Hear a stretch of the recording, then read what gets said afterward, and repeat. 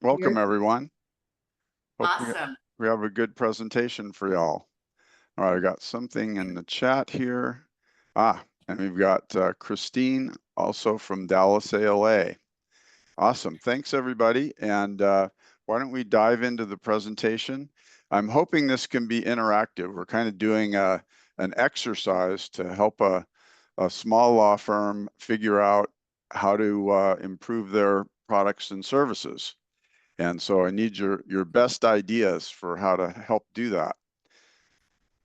But first, let me do a little bit of introduction. First of all, most of you, if not everyone on here, is a member of ALA. So we love ALA at LeanLaw. We are a national business partner and an accredited education provider. So there's an hour of credit available for this webinar today. And if there are those of you on the line, we did ask non-members in your area if they wanted to join. If there are any non-members who want more information about ALA, just raise your hand in the chat and we will get you in touch with the appropriate person. So we think ALA is such a great partner in terms of what it does for education and community. These are really values that we have and that we share with ALA, and that's why we feel such an affinity to the organization. So if you're looking for that in your practice, this is the place to be. So just a little bit about me. I'm a 35-year practicing attorney. I just retired earlier this year. Early on in my career, I had some real pain from bad business practices in law firms. In fact, I had 2 firms implode while I was there as a young lawyer, including one where I was left on a Saturday afternoon with no job and a 6-month-old baby. So I developed a real passion as a result of that to help make law firms into better businesses.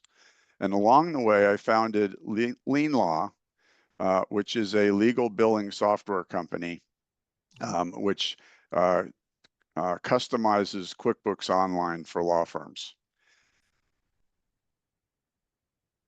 So here's what we're going to try to accomplish today.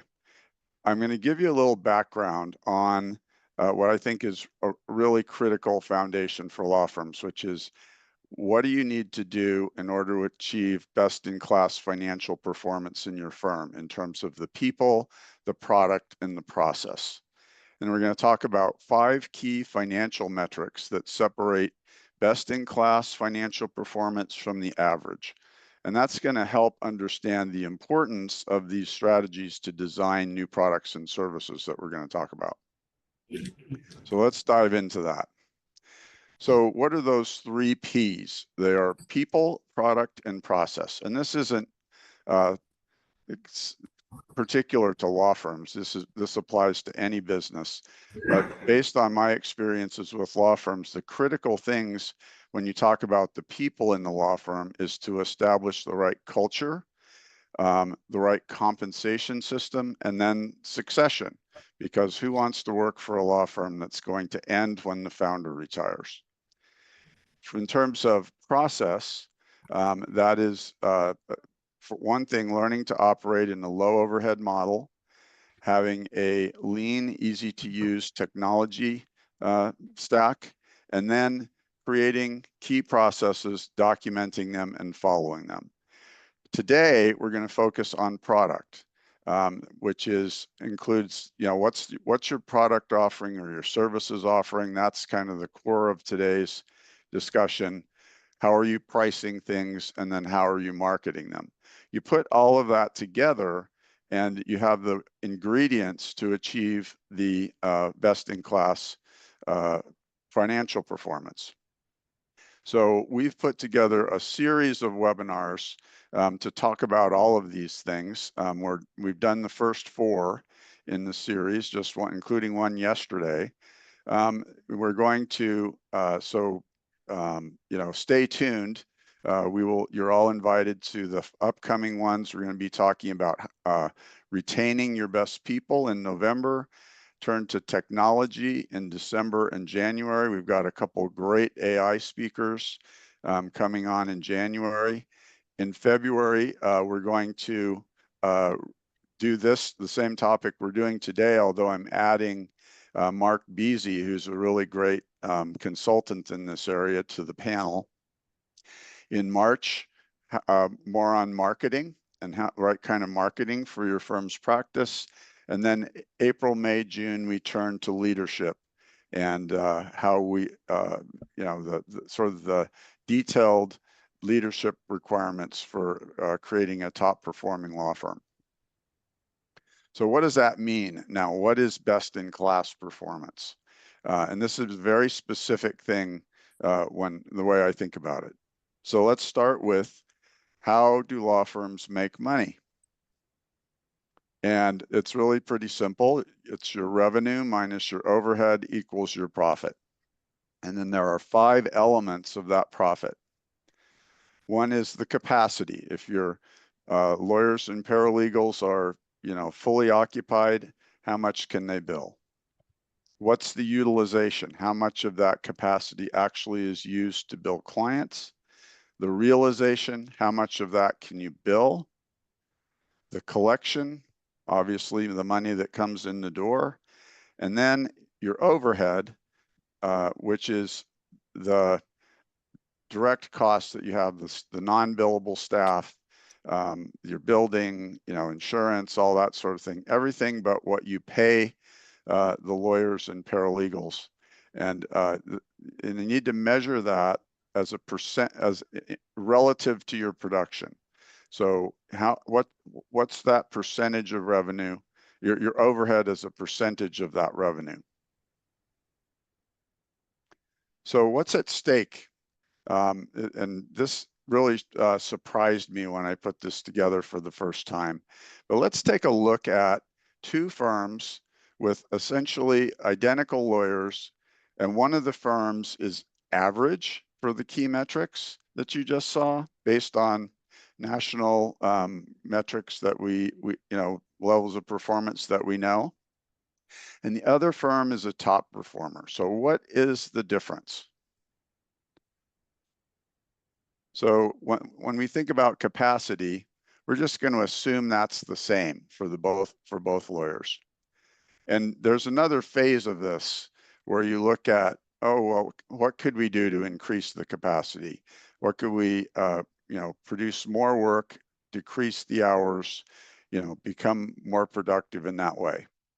But today, we're just going to assume that, you've got a lawyer works 50 hours a week. That's 2,400 total hours a year. Let's say they can bill 1,800 of those at $300 an hour, which is a pretty typical average billing rate.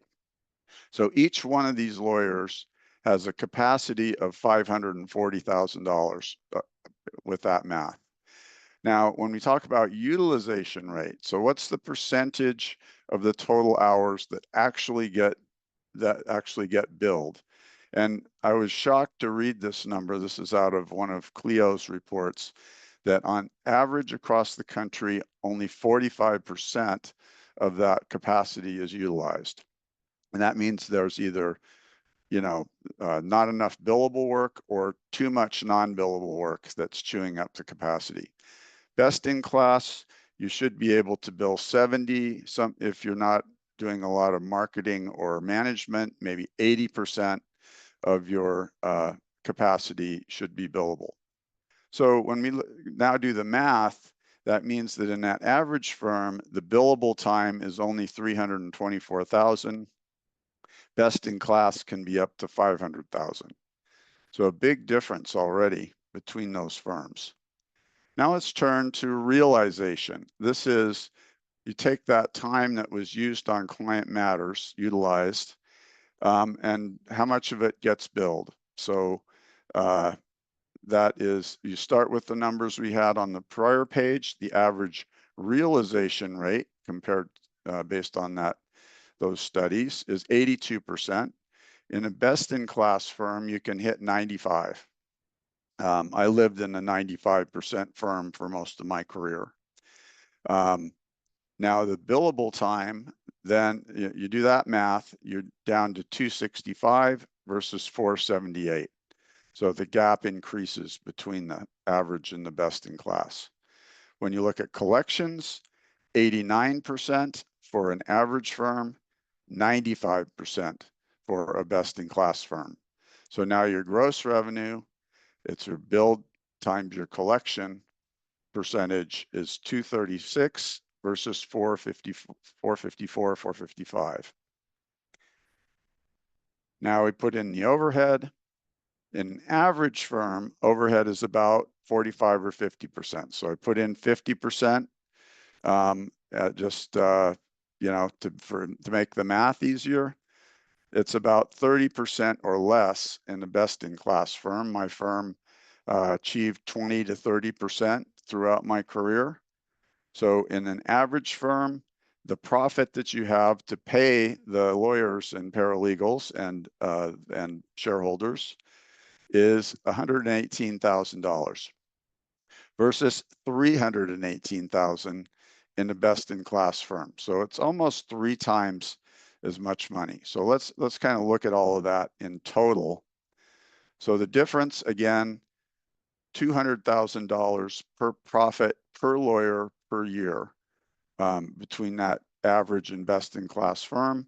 Now think about that over the course of a lawyer's career, 40-year career. It's an $8 million difference. So I don't know anybody who's really got the luxury of leaving $8 million on the table over the course of their career. So to me, that's a really big deal.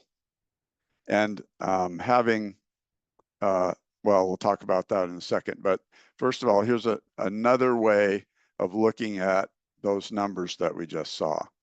So in the average firm over here on the left, because you have only 45% utilization, you have almost $200,000 in unused capacity in that firm compared to only 36,000 over here.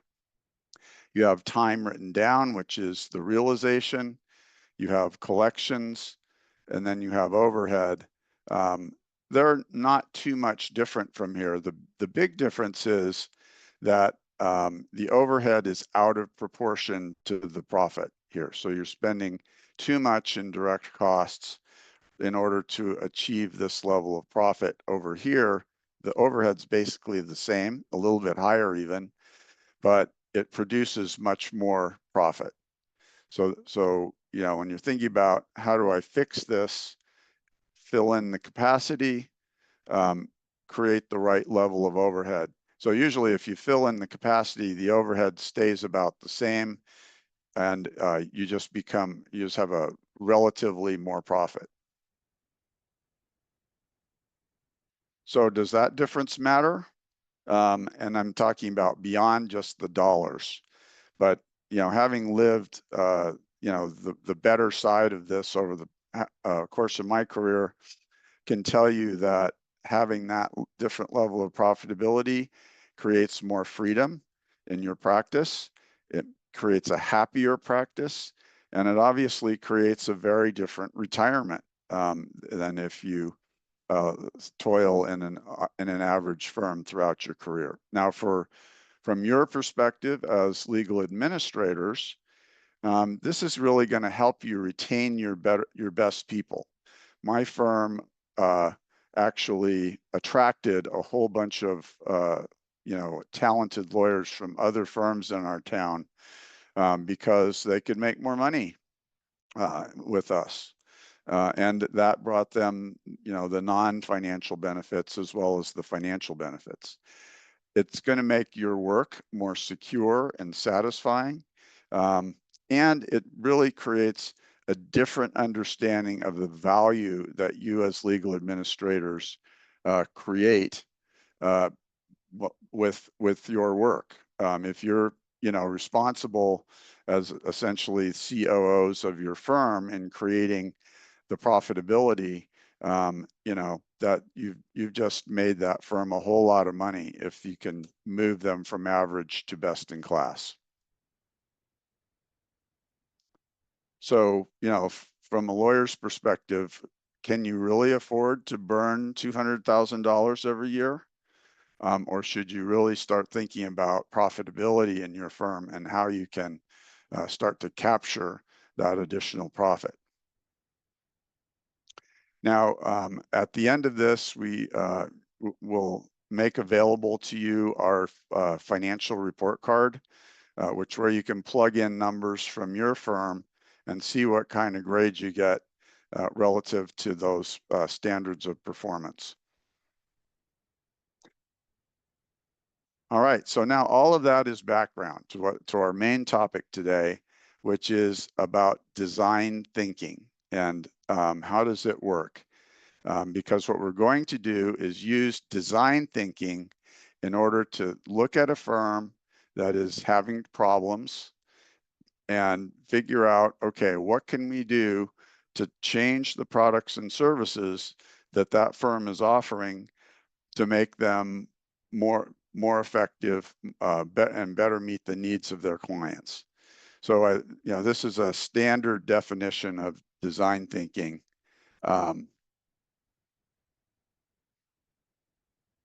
So it just is it's non-linear. So it's not like there's one way to get from A to B. There's a lot of creative thinking involved in how to solve problems. It's an iterative process.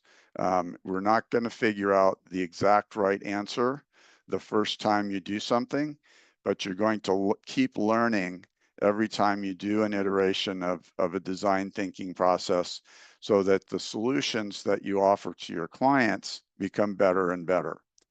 And the most important thing here is that this process focuses on the needs of the user. In this case, the law firm's clients. So rather than saying, okay, we know what we do as lawyers, we're going to throw that out in the marketplace and see if anybody buys it.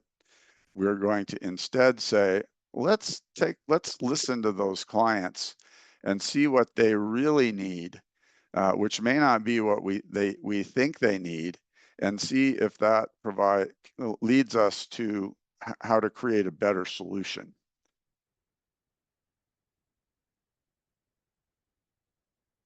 And while we're here, I wanted to say that somebody's asking if we're going to share the slides. Absolutely, we will. At the end of this, we'll share the slides and a bunch of other things that I'll talk about down the road.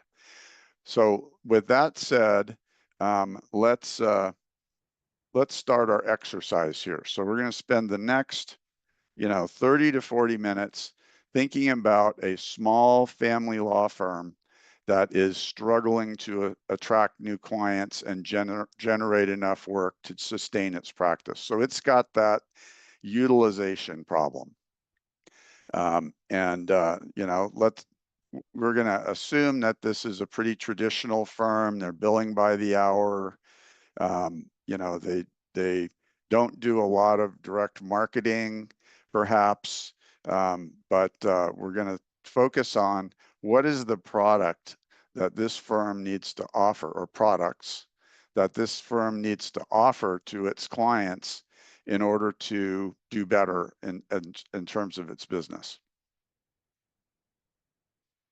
So just, to get everybody warmed up here, in case you're not familiar with that kind of practice, the things that a firm like this will typically offer, a divorce, and all manner of divorce proceedings, from a simple one, just file the forms, to a really messy litigation. That includes dividing up the property, child custody, spousal support, all those kind of messy things, frankly, that always made me want to stand as far away as I could from this type of practice. Child custody and support. How do you do the custody arrangements, visitation schedules, child support payments? All that is within the law firm's purview. Separation. How do you helping people get separated temporarily or permanently, and how do you maintain legal rights when you do that?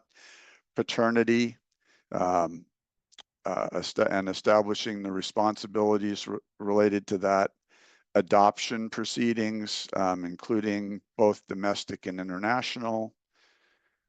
Prenup agreements, post, which is, I'm sure most of you are familiar with that, but that's simply an agreement prior to marriage to protect assets and property in the event of divorce, if you don't want that done according to the way that the law would do it as a default.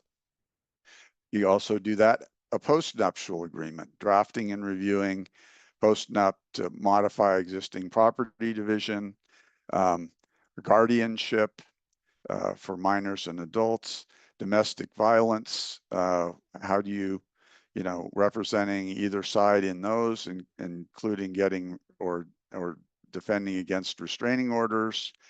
And then mediation is often a part of this type of practice to help people resolve their disputes outside of court. So that's how lawyers tend to think about the services that they offer in a family law practice. What I want to do is start. So step one of the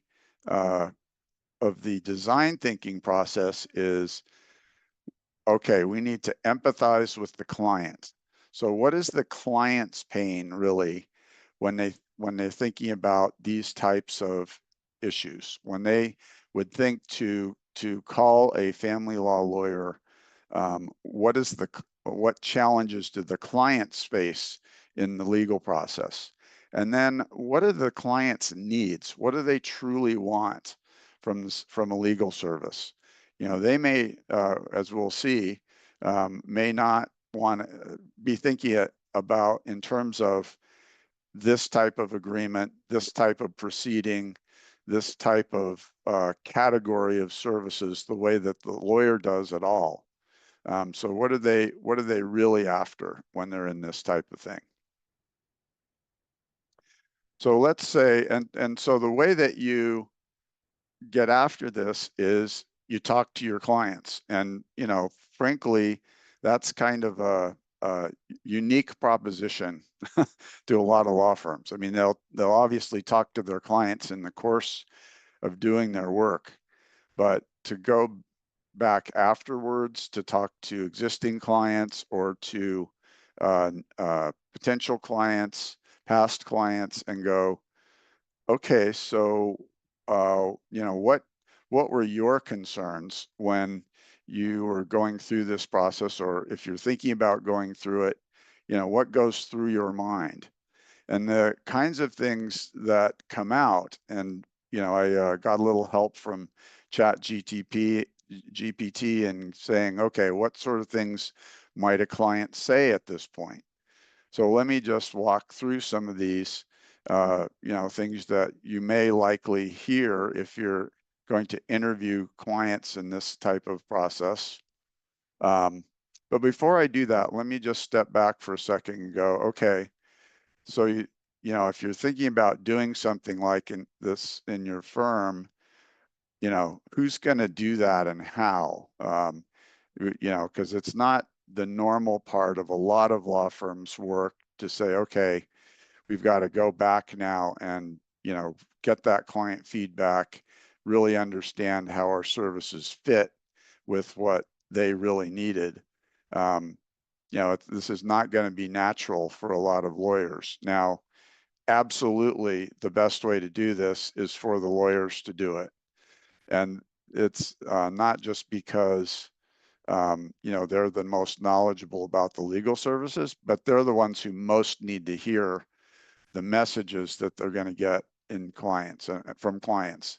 And I'll tell you, I was not good at this as a lawyer necessarily. That in terms of really diving in and going, okay, what's really driving this client?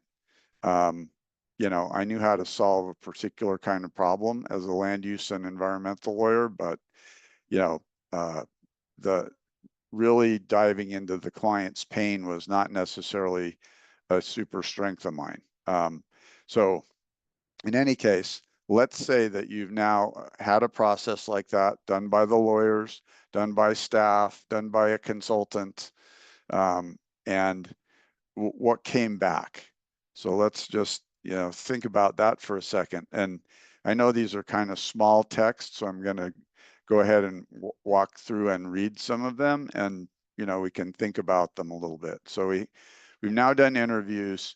What did the client say? And you're likely to hear things like this if you're getting candid answers. So I've always been afraid to hire a lawyer because I thought it would be too expensive. So this has nothing to do with family law, of course, has everything to do with, holy cow, that bill I'm going to get. Not unlike when you go and get healthcare services. I'm worried that legal fees will be unpredictable and that I'll end up owing more than I can afford. Very common complaint or concern from people, especially, family law clients don't tend to be the kind who are using lawyers all the time. So, they're not only concerned about the amount, they're concerned about, what am I going to get into that I don't know about at the beginning? I've heard horror stories about lawyers who are only interested in making money. So what I'm hearing there is a lack of trust. I'm going to go work with somebody I don't know. It's going to be expensive. And, am I going to wind up with somebody who is, mostly interested in extracting as many fees out of me as they possibly can? I've tried to find a lawyer who can explain things to me in a way that I understand, but it's been difficult. So there's a concern about communication. And, can I really understand what's happening, what my choices are? Is somebody going to be able to do that in a way that isn't full of jargon and all these other, just it's a scary prospect to get into something that is technical and that the person doesn't understand. I've heard that, it's, and here's a little more on that. I've heard that legal services are really complicated and difficult to understand. And, that's just a little take on the same thing. I've tried to figure out what I can do myself or what I need to do myself, but it's just too overwhelming. They don't have a roadmap. They don't know what all needs to be done and what they should do, what the law firm should do. So, another a lot of fear and mistrust as we look at that one as well. I'm afraid if I hire a lawyer, I'm going to wind up in a long and drawn out legal battle. So this is kind of the tar baby concern, like, oh, I'm going to get into this. And I can tell you from the standpoint of having done a fair bit of litigation, it's really hard to tell whether you're going to wind up in a long and drawn out legal battle when you start it. So, it's a real concern.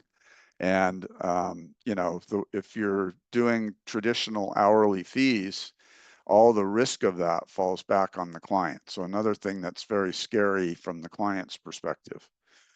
And then this one, I'm concerned that hiring a lawyer will make the situation even more stressful. And, especially family law matters, maybe only second to criminal matters, are some of the most stressful things that people can go through because it's so personal and, touches your family in such a way that, that person is feeling a lot of stress. And most lawyers are not necessarily, their superpower is not lowering people's stress levels. So, a serious concern there.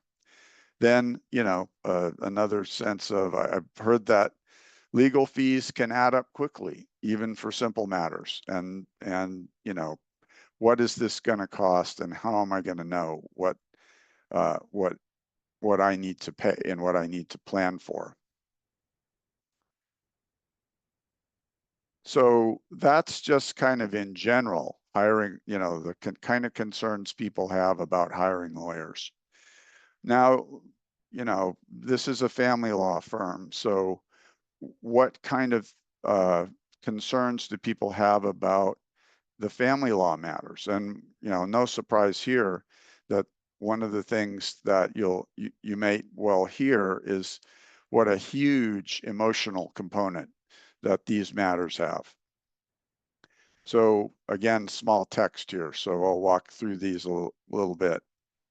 So I just want to make sure my children are protected and their future is secure, no matter what happens between me and my spouse. So now you're getting involved with, this legal process, and it's going to affect your kids. So, not many things are more scary than that to a parent.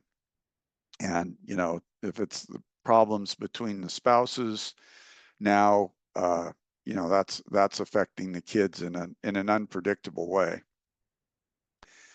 Then the whole divorce process is overwhelming. I need somebody who can guide me through it step by step without making things worse. So here, again, it's this, I don't know what's coming. And, uh, do the legal services your firm offers actually address that emotional need for, kind of understanding and being able to predict what's going to happen as part of this process? I'm scared of what could happen if I don't get an agreement in place. I need to feel secure about my assets and my future. So if you're going through a divorce or a separation, there's a big financial component of that is scary and expensive, and very hard to feel that sense of security and comfort going through that. Now, getting ready to adopt. I want to make sure my partner and I have everything in place before we do the adoption. It's a big decision, and I don't want anything to go wrong. Absolutely, a client's going to feel something like that. And if all the lawyer does is say, okay, I know you want to adopt, 2 weeks later sends them a bunch of agreements to sign, I'm not sure you've met this emotional need that people have. I'm really worried about my elderly parents and how we'll manage their care. I'm going through this myself right now, actually. I need help establishing guardianship to ensure they're taken care of. So, now you've got everything that goes through with handling elderly parents. And, I expect there are a few people in the room who've had to do this, that go beyond just the technicalities of establishing the guardianship and other things that may, navigating Medicare and Medicaid, potentially, all the other things you have to do in those circumstances. Here, I feel trapped and unsafe in my own home. I need somebody to help me get protection without making the situation work. So this is, a domestic violence situation, which is, obviously very fraught emotionally for people. And, lawyer's bedside manner and ability to gain confidence in that situation is extremely important. Now, let's look at this one. We're separating, but I don't want things to get ugly. I need to find a way to handle this peacefully for the sake of our kids. Again, having the kids at the center of a legal matter, there's just nothing more emotional than that. And, how do you make sure that they're not harmed as you go through a legal process? And how does a lawyer convey the confidence that that's the way it's going to work? Then looking at a paternity matter. Not even sure I'm the father, but I need to know for sure and take responsibility it's so emotionally exhausting.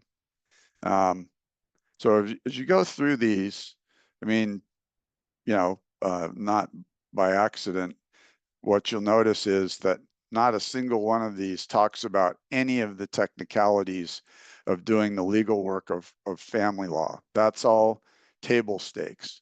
The fact that you've got 30 years experience, is not what's on the client's mind particularly. They're going to assume that the technicalities of this are going to be handled competently.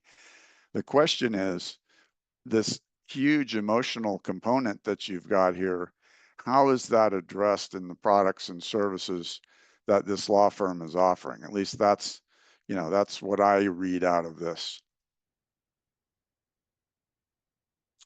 So now that you've gone out and you've gathered a whole bunch of information, and you clearly have maybe a little different perspective than you did going into this.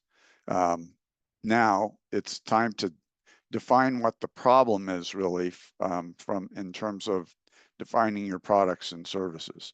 So we need to go through and reframe the problem. So now that it's not just how to do the agreements properly, how to run a litigation properly. It's to consider that broader impact on the client's life or business. And just think about that. If this were your firm, okay, how would you define that problem here? Does anybody have any suggestions about how you would say that at this point? And just feel free to write in the chat or speak up. Okay, I'm not hearing anything right away. I'll seed that question. It's like, how do you address the client's emotional needs as they go through these difficult legal proceedings? And now you have to prioritize the user's needs as you go through that, to say, okay, what problem do we need to solve to deliver the most value? And if I could say that your process is going to create trust and confidence in the work that's done, I think that you have tackled the biggest part of this. And this isn't always what the problem is. This is just an example, but I think it is pretty darn important in almost any law firm that you think about, to go, are we really addressing what that client needs from an emotional standpoint, or from a confidence standpoint or a trust standpoint, to create that trusted relationship that's going to not only get them through that matter, but will cause them to refer new clients, bring other problems that they've got, and make the law firm just an invaluable resource from that client's point of view.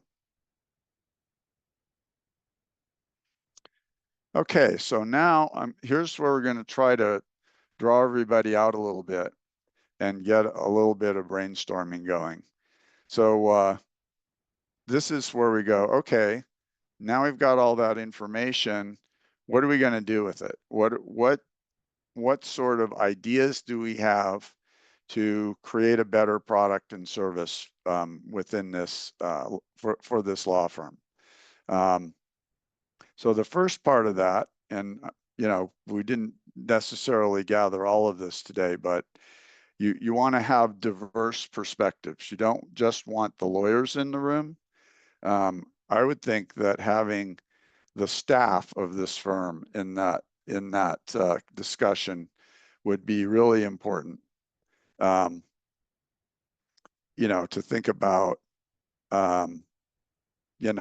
because they're probably the ones who are dealing with the clients on a day-to-day basis, and may have a better idea of, if we did this or that, that would help with these emotional discussions.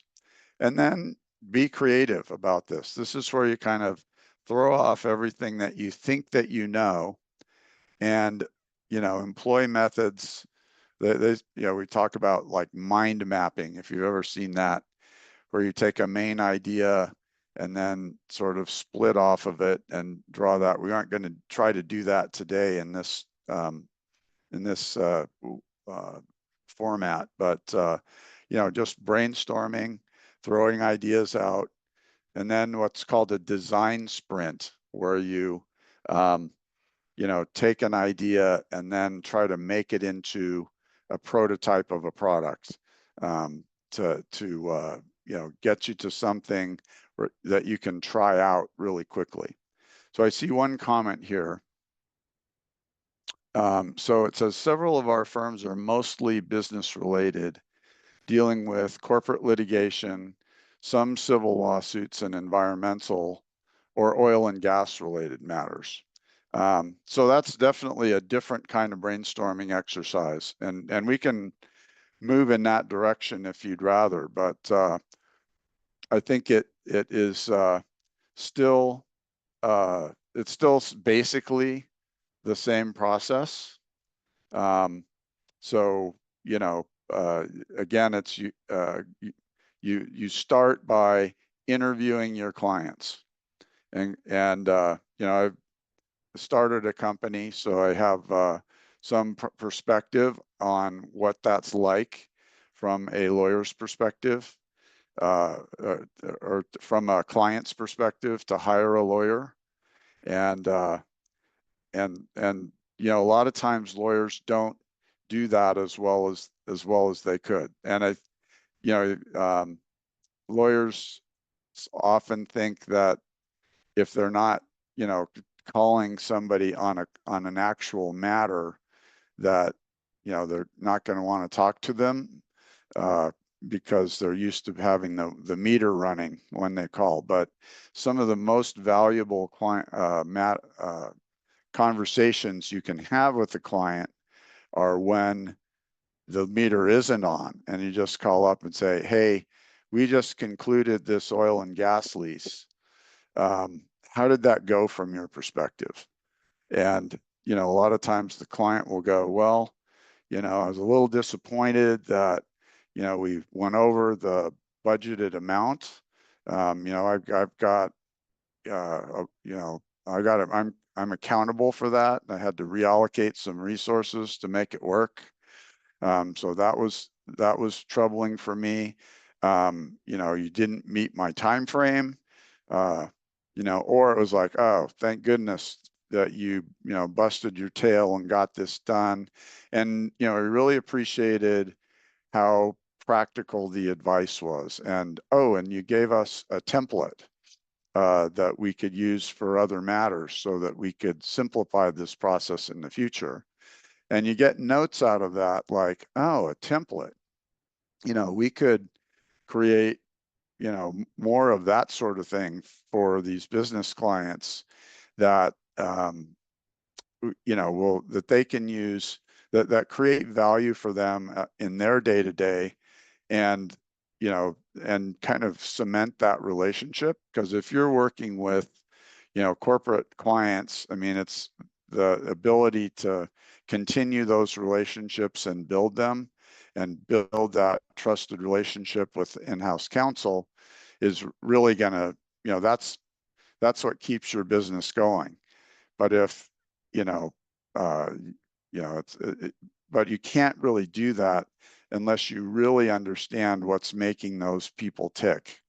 And that would be how that process would work in that type of environment. But it's still the same thing.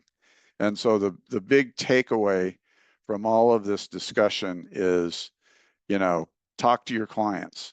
Especially if things are not going that well within, in terms of your overall business. If you do have a lot of unused capacity, or if you're losing client relationships, go back and have those discussions, and then you're in this position to go, okay, what did we really learn there? Because I can tell you there are not a lot of clients out here who love, just, standard hourly billing, non-responsive lawyers, all the things that lawyers are, sort of, uh, I'm not notorious for, um, rightly or wrongly accused of, that give the profession a bad name.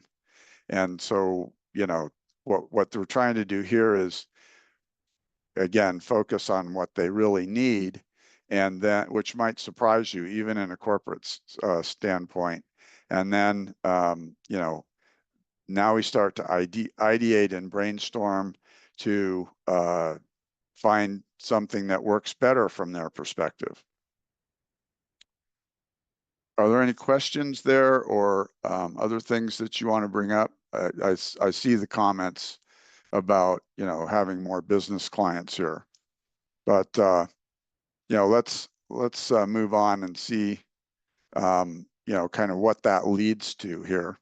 So the idea is, now that you've kind of thrown out a bunch of ideas, and I'll seed some ideas here in the family law context, just to give you a sense of what you might be looking for. And then you want to create something that's, simple and cheap and quick, that you can try out on a few clients.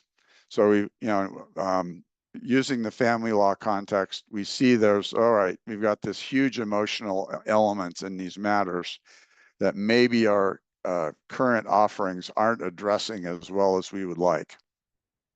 So what can we put together that's going to, we can try out, that's going to allow us to, see if this is a better fit for clients. And then you gather feedback on those. So, let's say you're going to do a flat fee divorce package. So you're going to offer a flat fee service that covers the basics, property division, child custody, support agreements.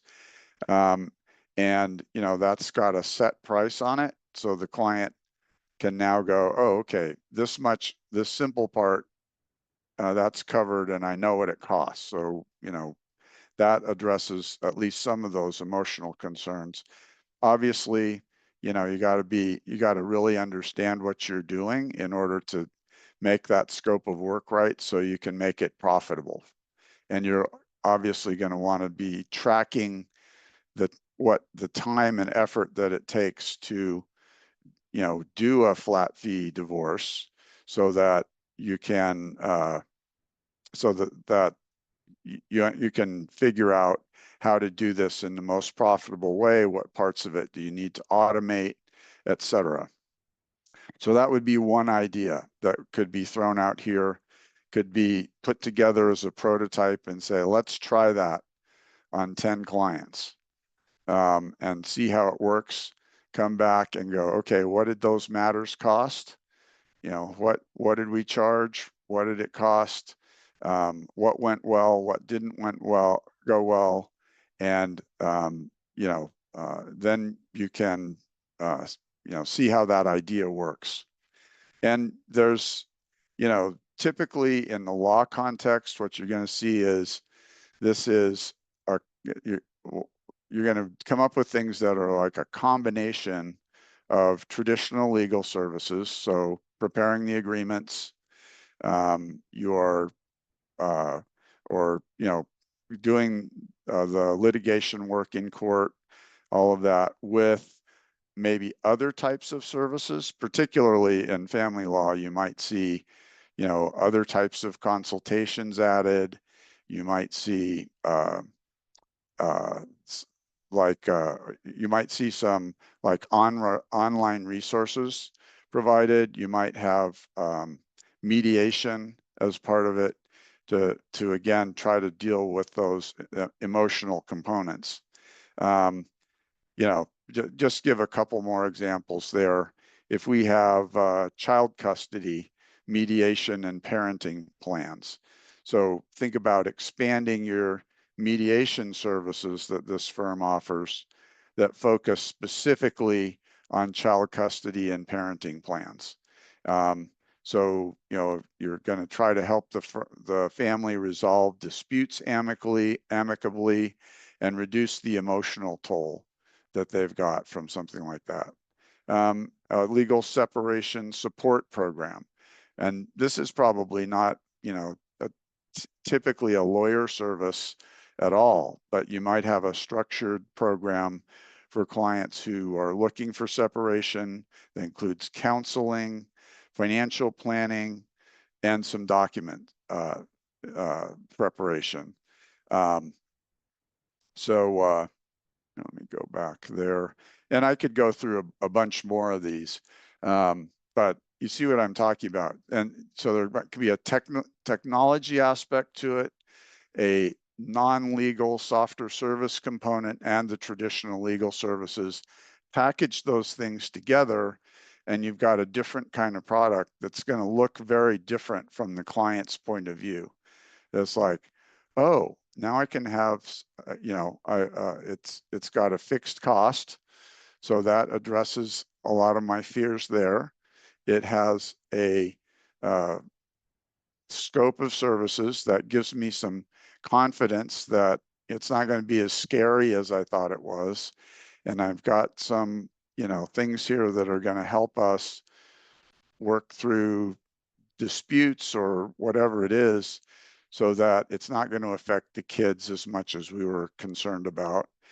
And it's got some sort of do-it-yourself aspects to it. So I can kind of figure this out if I'm that kind of a person, and learn in that way, so that I'm not always, on the lawyer's nickel, working through a bunch of problems that I don't need that resource for. So since you're telling me that you are, these are business related things, let's just stop and brainstorm for a minute what some solutions might look like there. So if we've got corporate litigation, civil lawsuits, environmental, oil and gas. So let's think about a, and you guys are the experts in that part of the world. So does anybody have some, some thoughts about, okay, or, history with some of these clients to go, hey, here's some things that we need to think about that we're not really addressing as well as we could with the current way that we work with these clients. So that's the process that you're going to go through with design thinking, is go, what is there that, or what do we know about these clients and how they perceive our services? Anybody have any thoughts about that? Give you a second to see if we've got anything coming in the chat.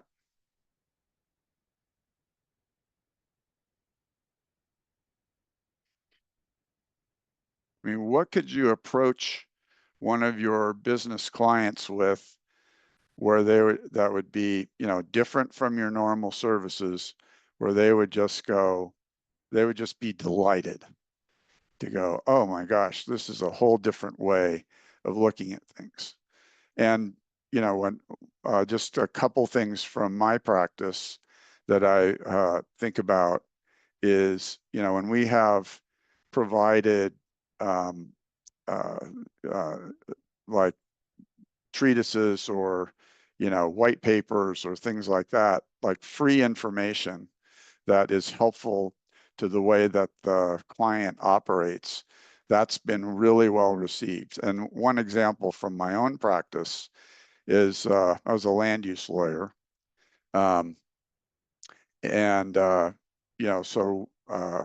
we started teaching CLEs about land use, and we'd have to recreate the materials every time. So finally, we said, well, why don't we just create a handbook on Idaho land use law? And so then we can hand that out every time. And we'll also have a reference work that we can use internally. So, it was great from that perspective. Then we said, well, why don't we just put this on our website and, make it available, because, that helps our brand. And we did that. And a couple of years later, we discovered that, this was the book on Idaho land use law, and that every planner in the state had it on their desk, on their bookshelf. And so, that we became the experts in land use law that way. And, are there things like that that you could do, like, like a set of template contracts and things like that? So let's see, here's one person saying, one of our administrators said due to their processes, she had never looked at it this way. And so the template and evaluation efforts are invaluable. Yeah, I think, I've worked with a lot of law firms and in a lot of law firms over time, and I haven't seen this done a whole lot. And so I think, yeah, there are some I think there's some pretty low hanging fruit from most law firms in order to do things like this. So here's someone saying, for me personally, in my role, I am not involved in that piece of evaluation. Our firm is 44 years old. I've been with them for 6 years. Most of the work I do is supportive processes for HR staff, et cetera, and not as much decision making for the lawyers. Yeah, I understand that. Yeah, that this is maybe a little bit out of the realm of what you would normally do. But think of yourselves, if you're not there, to growing into being more of a COO type of person for your law firm, because the lawyers aren't trained in business. They may think they know something about business, and some of them certainly do, but what is it that you can offer? I mean, maybe this is just a suggestion you make if you're having these, the kinds of problems where this might be helpful for your firm to go, what if we did something like this? What if we had a process where we um, asked our clients for more feedback and looked at different ways that we could offer them services? All right, let's see.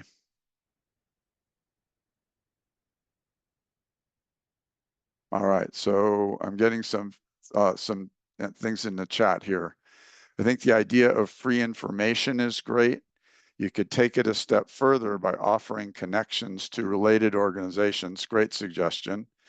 In today's example, mental health and wellness resources, which could also be partners with the law firm in some way or form, informally or formally. It could be, so this could be client-only based offerings and posted to an online portal. It makes them feel like they're getting a bigger bang for their buck, so to speak. So that's a great comment. All right, so great considerations. Feedback is always the breakfast of champions. I love it. I love it. So that's basically what we're trying to do here. So let me walk through kind of the rest of this process as we're running up on the hour, and we can see what else there is to offer here. So as I mentioned earlier, part of the secret here is your first effort in trying to do something is never going to be right. It's hopefully better.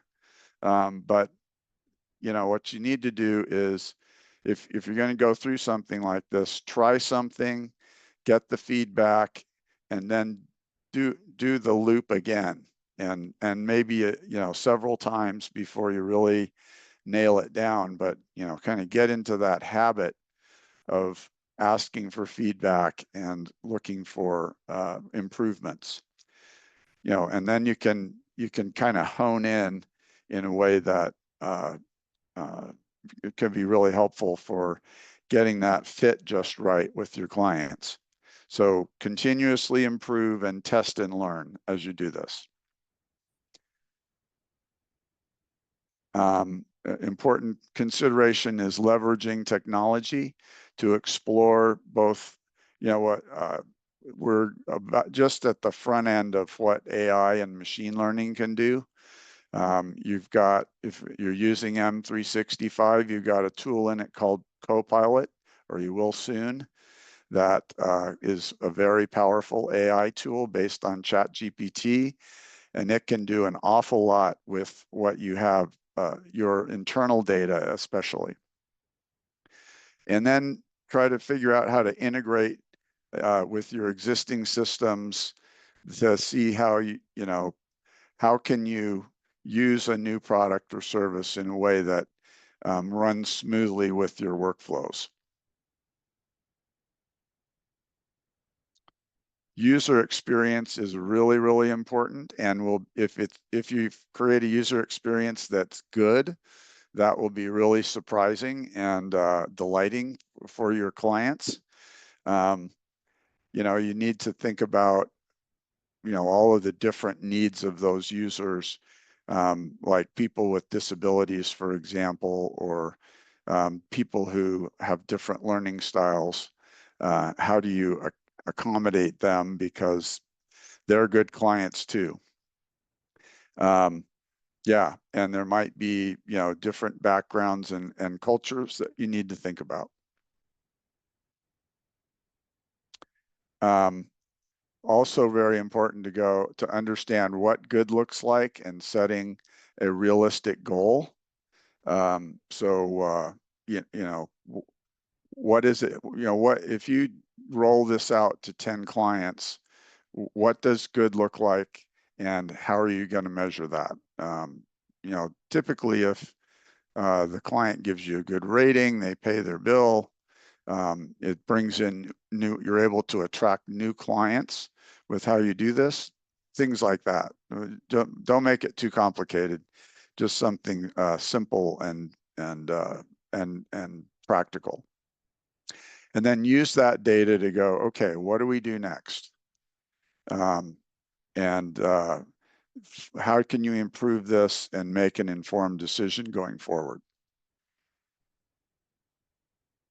Then, the real win is where you've kind of introduced this, it becomes part of the culture of your firm, so that people are encouraged to say, well, what if we, did this a little bit differently? We really struggled on this litigation because we had, we're not communicating well with the client or whatever it is.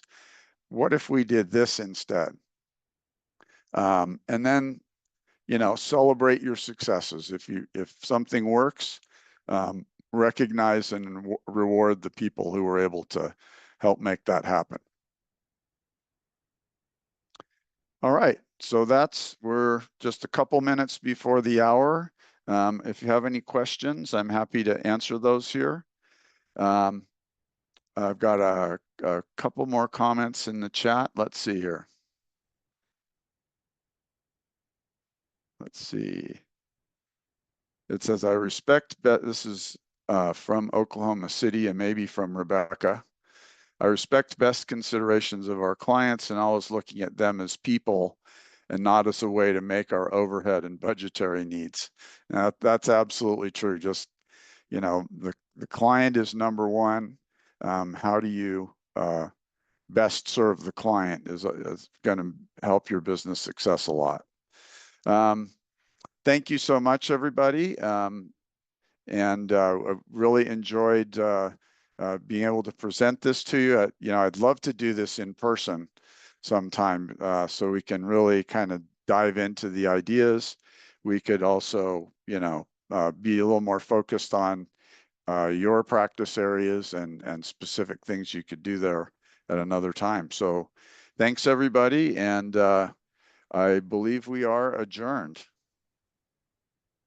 Thank. All right. It's.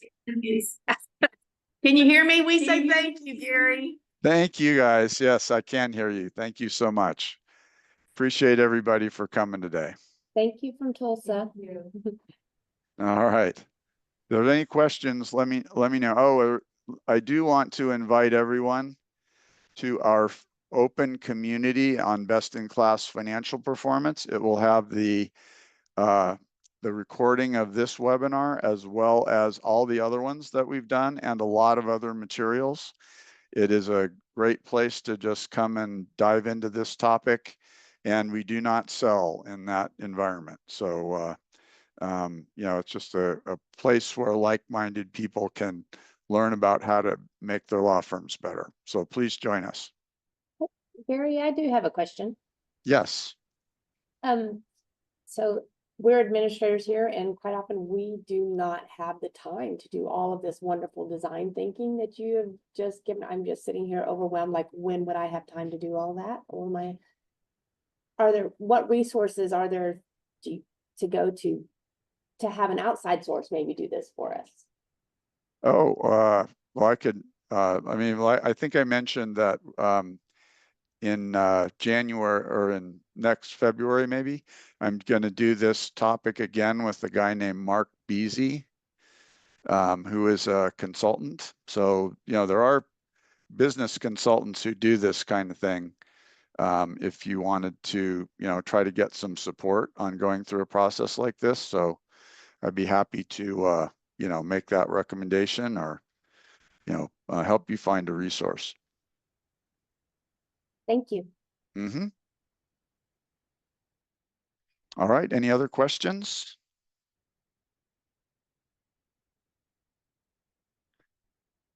Here's a little more information on the financial metrics that we talked about. But otherwise, just thank you, everybody.